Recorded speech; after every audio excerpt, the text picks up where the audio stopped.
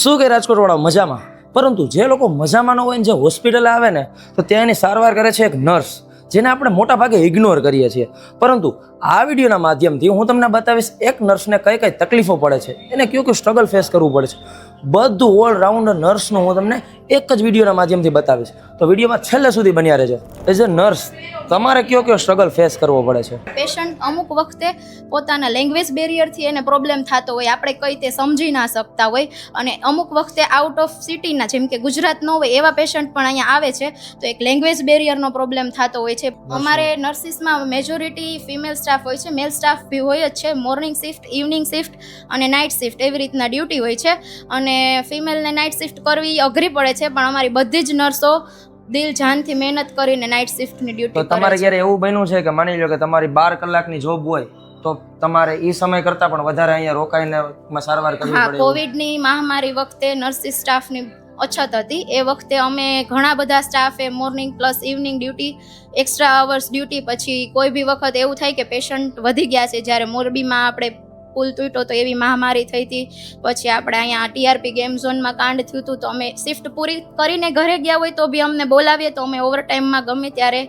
Patient માટે આવીએ છીએ. ઘણાને નર્સિંગ પ્રોફેશનમાં કઈ રીતના આગળ વધવું કે એના પછી શું કઈ એની લાઈન છે એ નથી ખબર હોતી, એટલે હું ઓવર રાજકોટની ટીમ દ્વારા કહેવા માગું છું કે GNM nursing, BSc nursing, MSc nursing, PhD nursing એ પ્રકારના ઘણા બધા કોર્સ થાય છે, અને આનું ઇન્ડિયામાં તો સારું પ્રોફેશન છે જ કે તમે સેવાય કરી શકો ને સાથે સાથે ઇન્કમ પણ તમને મળે, અને એબ્રોડમાં પણ નર્સિસની ડિમાન્ડ બહુ જ સારી છે, અને તમારું નર્સિસ કેરિયર સારું થાય.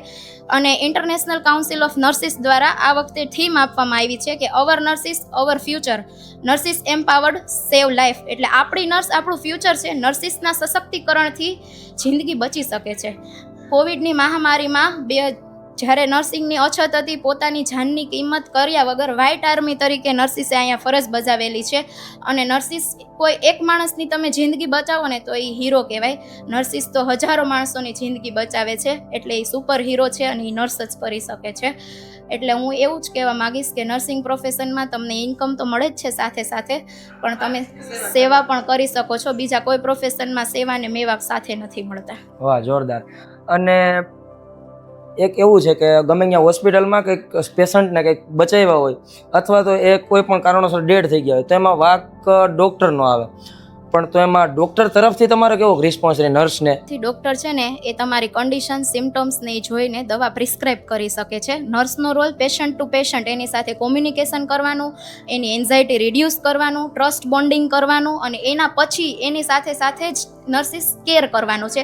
આ કેર કર્યા પછી પણ ઘણી કન્ડિશન એવી ક્રિટિકલ હોય છે કે અમે અમારું 100% આપીએ ને તો પણ ભગવાનના હાથમાં દરેકનો જીવ છે, નર્સિંગના હાથમાં નથી. પણ જે નેગેટિવિટી છે કે આવી સારવાર આપ્યા પછી પણ અમારો જીવ ગુમાણો છે, પણ એ અમે થોડુંક ફેસ કરીએ છીએ. પણ એ વસ્તુ છે ને, બધા અત્યારે મારા ઘરનું પણ મેં કોઈ ગુમાવ્યું હોય ને તો ફર્સ્ટ નેગેટિવિટી મારા મગજમાં એ જ આવે. પણ હું પબ્લિકને અવર રાજકોટની ટીમ દ્વારા એવું કહેવા માગું છું કે જ્યારે પણ તમને આવું થાય કે નર્સિસ કે ડૉક્ટરના ભૂલથી અમારી સાથે આવું થયેલું છે, તો એક વખત તમે આખી સિસ્ટમ, ચેનલ, કોમ્યુનિકેશન શાંતિથી બેસીને કરો. દરેક અધિકારી મોટા લેવલે બેઠા જ હોય છે, ત્યાં સોર્ટ આઉટ કરશો તો તમારા પ્રોબ્લેમનું સોલ્યુશન તમને મળશે જ.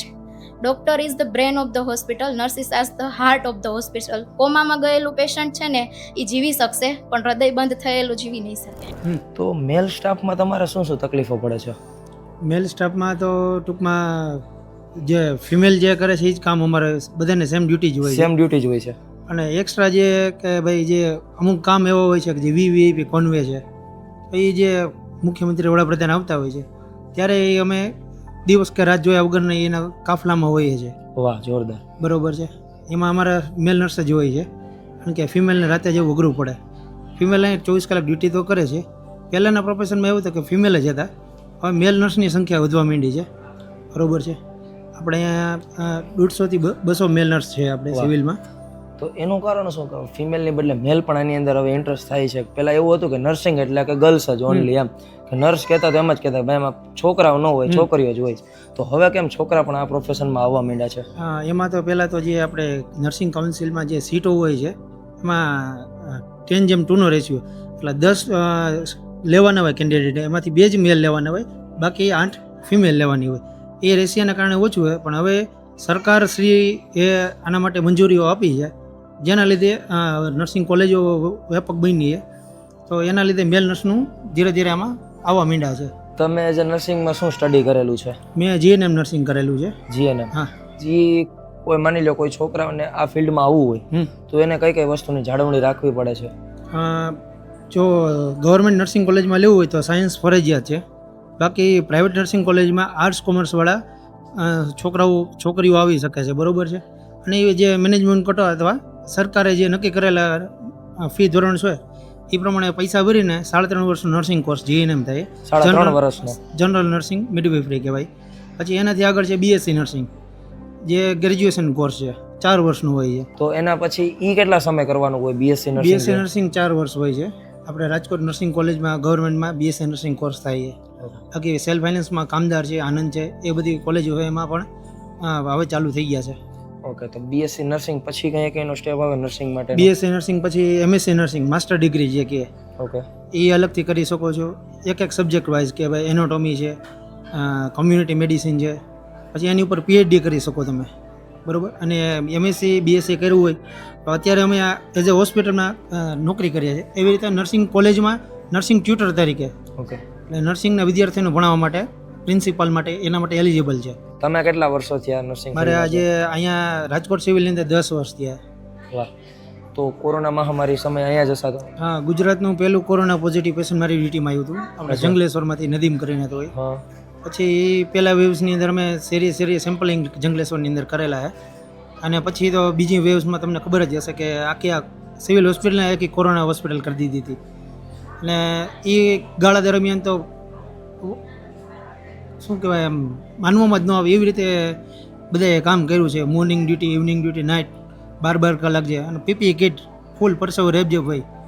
છતાંય તમે જ્યારે હતા એમાં? હા, ગુજરાતનું પહેલું પોઝિટિવ પેશન્ટ જ મારી ડ્યુટીમાં આવ્યું હતું. ત્યારે કેરલાની અંદર જ કોરોના હતો. પહેલા કેરલામાં જ હતો. એટલે મારી મોર્નિંગ ડ્યુટી હતી. સ્ટાફને તબિયત ન હારી હતી, મને નાઇટમાં બોલાવ્યું. એટલે સેમ્પલિંગ કર્યું. બીજા દિવસે એનો રિપોર્ટ પોઝિટિવ આવ્યો. ત્યારે થોડુંક એમ થયું કે હું સ્વાઇન ફ્લૂ વોર્ડમાં જ ઓલરેડી હતો એમ. એટલે એટલી બીક નહોતી, પણ નવો વાયરસ છે આપણા માટે, આખા વિશ્વમાં હાહાકાર મચાવ્યો હતો. થોડીક બીક લાગી, કારણ કે આપણે ઘરે જ આવવું છે, મમ્મી પપ્પા હોય, ઓલ્ડ એજ હોય, છોકરા હોય. પણ પ્રિકોશન અને સરકારના તરફથી જે અમને પીપી કિટ ને બધું 100% અમને પ્રોવાઈડ કરવામાં આવતું હતું. તો એવું કેસમાં બન્યું હતું કે આટલી તમે આ પીપીએ કિટ ને બધું પહેર્યું હતું છતાં તમારામાં પોઝિટિવ આવ્યું હોય? હા, આવતા હતા પોઝિટિવ.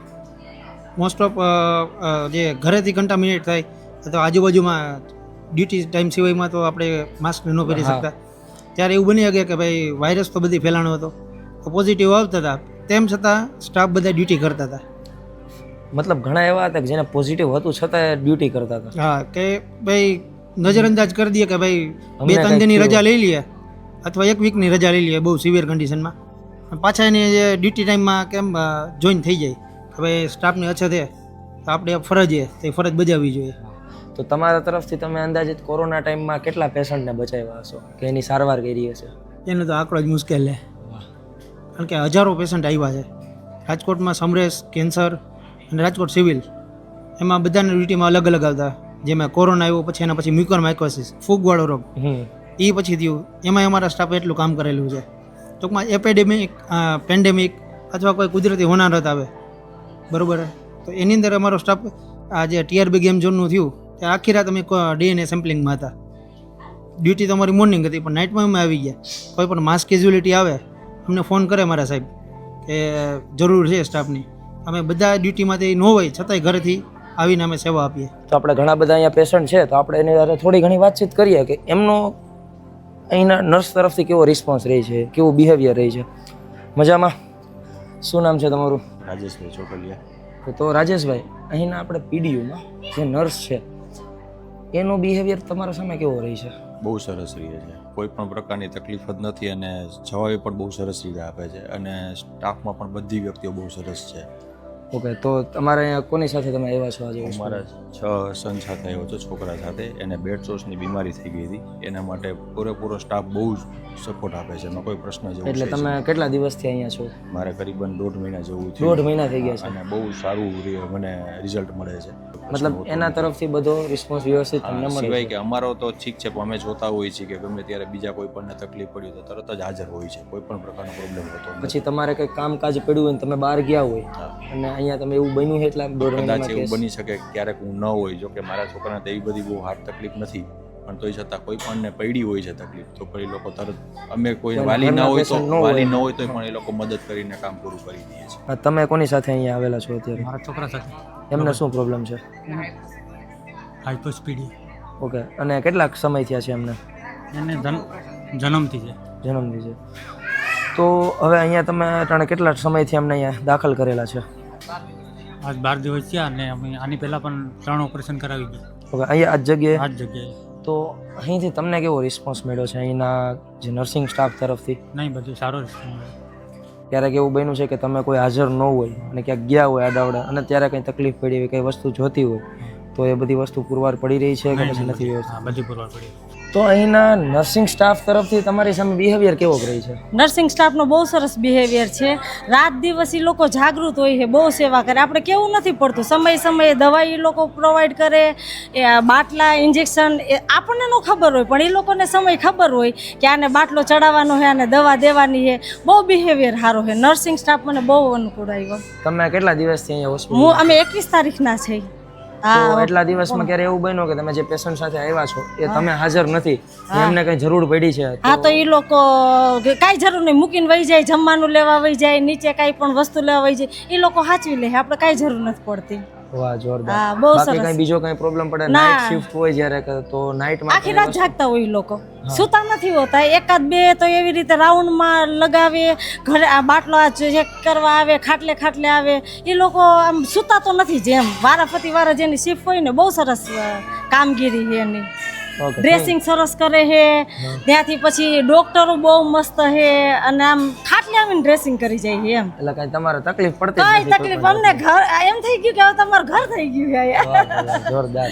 હા, સરસ ના, બહુ મસ્ત સારવાર છે અહીંયા. ઓકે, તો મિત્રો આશા હશે કે તમને અમારા આ વિડીયોના માધ્યમથી નર્સિંગનો પેશન્ટ પ્રત્યે કેવો સ્વભાવ રહે છે અને પેશન્ટનો નર્સ પ્રત્યે કેવો સ્વભાવ રહે, બધું અમે આ વિડીયોના માધ્યમથી તમને બતાવવાનો પ્રયત્ન કર્યો છે. તો આવા જ અવનવા વિડીયો જોવા માટે અમારી આ ચેનલ અવર રાજકોટને અત્યારે સબસ્ક્રાઇબ કરી લેજો અને જો આ વિડીયો ગમ્યો હોય તો લાઇક, શેર અને કોમેન્ટ કરવાનું ભૂલતા નહીં. મળીએ હવે નવા વિડીયોમાં નવી માહિતી સાથે. ત્યાં સુધી બાય બાય.